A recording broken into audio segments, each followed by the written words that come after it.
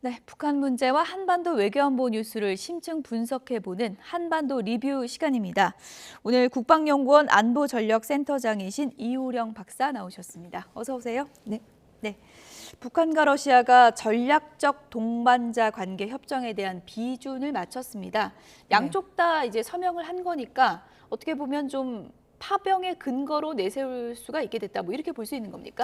뭐 비준을 하지 않았다고 해서 파병을 하고 안 하고의 문제는 아니었던 것 예. 같아요. 이제 실질적인 파병 문제가 국제적으로 이슈화가 되니까 거기에 따라서 굉장히 비준이라는 문제를 속도를 내고 정당성을 부여하려는 어떻게 보면 노력이 굉장히 컸다라고 볼 수가 있겠죠. 예. 그래서 지난 9일 날 푸틴이 서명하고 11일 날 김정은이 서명을 하고 그리고 이제 12일 날 노동신문에 북한 주민들에게 알리는 그런 절차를 밟았는데요. 이미 뭐 다들 아시다시피 쿠르스크 지역에 북한 군이 거의 10,000에서 11,000명 정도가 가 있지 않습니까? 지금 그런 상황에서 그 비준을 했다고 한들 이미 북한이 쿠르스크 지역에 파병을 한 거는 유엔 안보리 대북 제재 결의안의 위반 사항입니다. 예. 일단 말씀해 주신 것처럼 파병 이 과정이 굉장히 빠르게 진행되고 있는 것 같은데 지금 북한군이 그 러시아 이번에 파병한 이후에 어느 지역에 지금 투입이 됐고 어떤 전략에 쓰이고 있다고 보십니까? 지금 쿠르스크 지역에 뭐 많이들 예상을 했듯이 쿠르스크 지역이 우크라이나에서 지난 8월에 러시아 땅을 공격을 해서 지금 러시아 땅이 지금 뺏긴 거죠. 그 지역이 이제 쿠르스크 지역인데 지금 트럼프 후보 당선자가 된 이후에 새로운 정부가 신행 정부가 시작되면 예. 바로 24시간 안에 우크라이나 전쟁을 종식을 시키겠다라는 이제 강력한 메시지를 전달하면서 그러면 그 전쟁 종식이 뭐에 기반할 거냐? 그럼 현재의 전쟁으로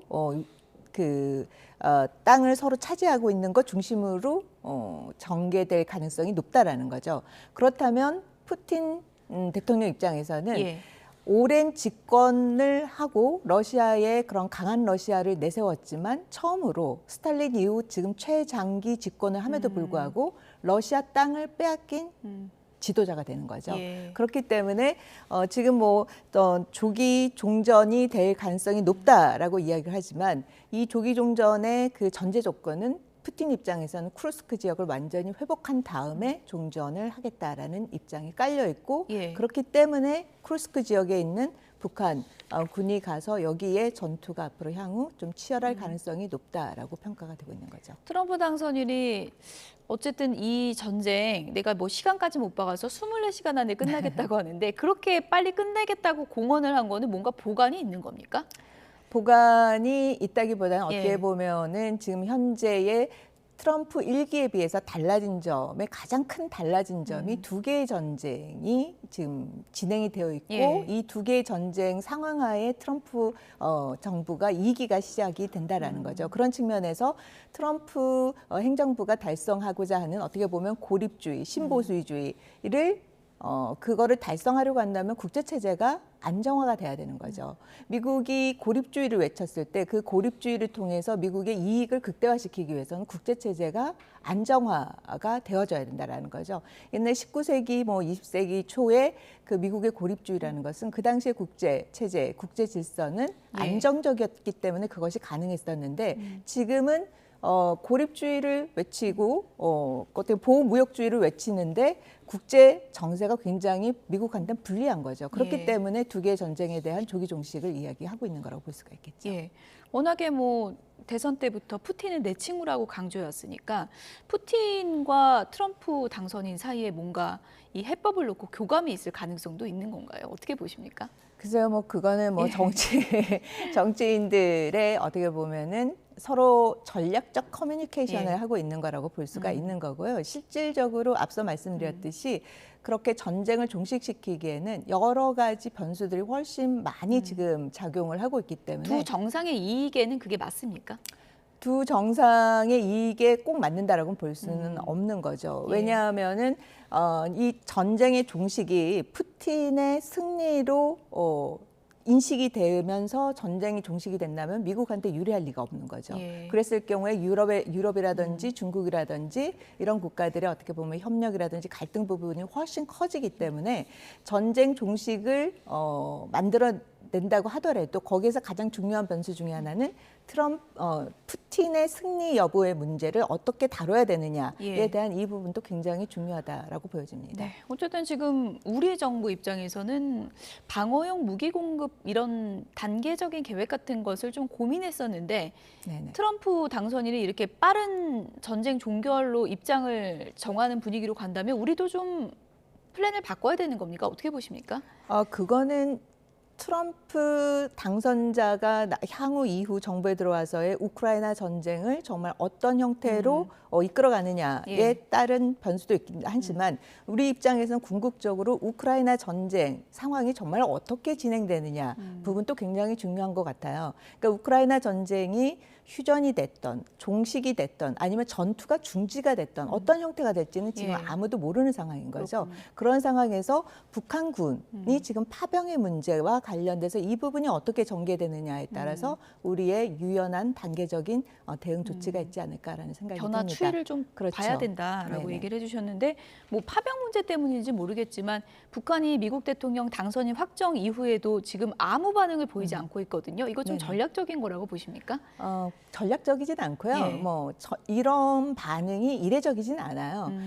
일기 때 같은 경우에도 열흘 이상 넘게 반응을 보이지 않았고 우리를 비난하면서 거기에 넣어서 미국의 대통령 당선이 누가 됐다라는 정도로 이야기를 한 거고 예. 또 바이든 행정부 때도 2달간 전혀 이야기를 하지 않고 취임 이후에 미국의 새로운 대통령이 바이든이 됐다라고 예. 이렇게 이야기를 한 거기 때문에 원래 바로 입장을 안 그렇죠. 냈군요. 예. 이번 또 아마 비슷하지 않을까. 예. 이제 특히 이제 대북 정책과 관련된 입장이 나온다면 거기에 맞춰서 향후 당선된 자는 누구고 이런 식으로 이야기가 나오겠죠. 그래도 좀 직접 만났던 미국 정상이기 때문에 이번엔 좀 다를 줄 알았는데 어쨌든 입장을 내진 않고 있는 그런 상황인 것 같고 네.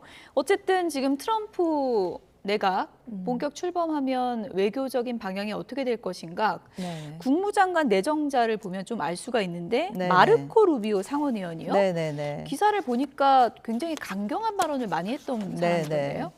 국무장관뿐만 아니라 예. 지금 국방장관도 아무도 예상치 못했던 예. 폭스뉴스 앵커가 되고 또 안보보좌관도 왈츠 이분 또 굉장히 대중 강경파이고 역시 또 북한에 대해서도 좀 강경한 입장이에요.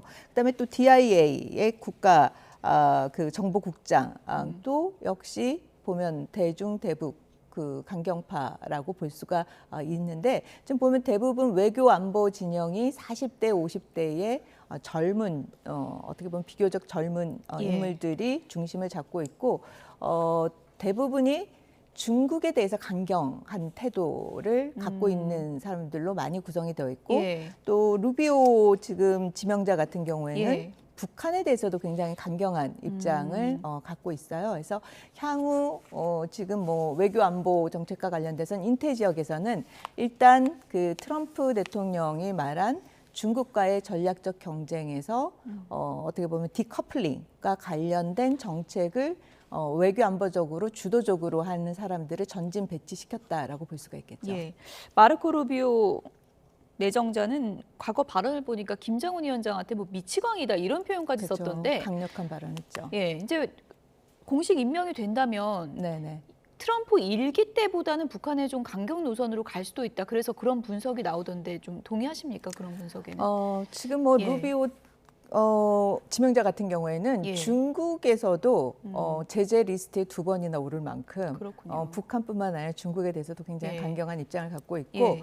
지금 모든 거의 포커스는 앞서 말씀드렸듯이 중국과의 디커플링이 최우선순위고 그다음에 우크라이나 전쟁 부분에서도 조기 종전 쪽으로 모든 거를 상황을 몰고 가야 되는 거고 예. 그럼 거기에서도 지금 북한의 변수가 또 걸려져 있지 않습니까? 예. 그런 측면에서 그거를 접근할 때 어떻게 접근을 할 건지를 또 생각을 해본다면 또 동맹인 우리를 또 생각한다면 한반도 평화와 안정을 조속히 달성하는 데 있어서도 우크라이나 전쟁의 뭐 조기 종식이 필요하다. 뭐 이런 식으로 또 연결을 시킬 가능성도 충분히 있다라고 보여집니다. 박사님 설명을 쭉 들어보니까 최근에 북러 간의 밀착 강도가 세지고 있고 또 트럼프 내각에는 또 대중 강경파가 계속 이렇게 내정되고 있는 상황이어서 네네. 시진핑 주석도 좀 고민이 깊어질 것 같은데요. 시진핑 주석은 뭐 어떤 카드를 좀 고민하고 있을까요?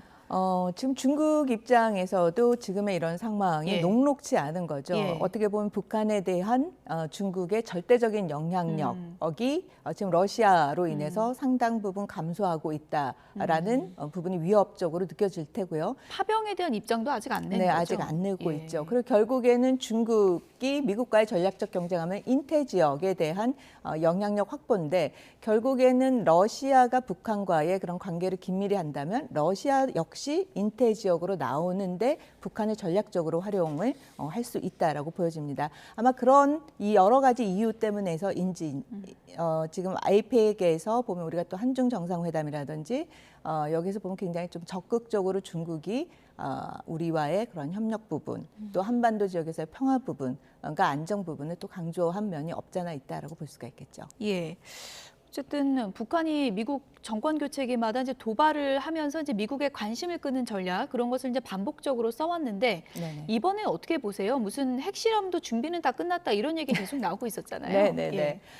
지금 뭐 보면은 북한을 크게 봤을 때 핵 미사일 능력 고도화가 시간이 가면 갈수록 김정은 체제의 지속을 시키는 어떻게 보면 핵심 성장 동력으로 했고 본인의 체제와 거의 동일시하면서 계속 고도화를 해왔는데 이제는 한계점에 이르는 것 같아요. 그런 한계점을 돌파하기 위해서 이제 러시아에 기울었다라고 보여지는데 문제는 그 안보의 딜레마에 빠졌기 때문에 모든 역량의 모든 국가 자원을 투입하는 그런 상황에 처해 있다라고 보여지는 예. 거죠. 즉 이전에는 뭐 핵무기를 갖고 있어 하면은 한미 이 연합군에 대해서 또 한국에 대해서 상대적 우위를 가질 거라고 생각했는데 예. 핵무기를 가졌음에도 불구하고 전혀 그렇지 않다라는 거죠. 그다음에 ICBM과 관련돼서도 지난 22, 23 또 올해 화성 19형까지 뭐 이렇게 시험 발사를 해도 전혀 반응이 없다라는 거죠.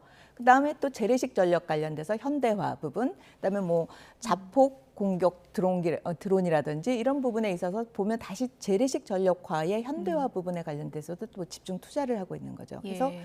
그러다 결국에는 이젠 그것도 안 돼서 파병이라는 걸 통해서 북한의 젊은 청년을 또 전쟁터로 예. 이렇게 몰아넣듯이 지금 전체적으로 보면 북한이 핵 미사일 능력 고도화에 너무나 집착한 나머지 국가의 모든 자원 동원이 국방 최우선 정책에 모두 다 넣고 있는 그런 상황이다라고 볼 수가 핵무기 있겠죠. 뭐 완성됐다고 이런 주장하는 단계가 됐으니까요.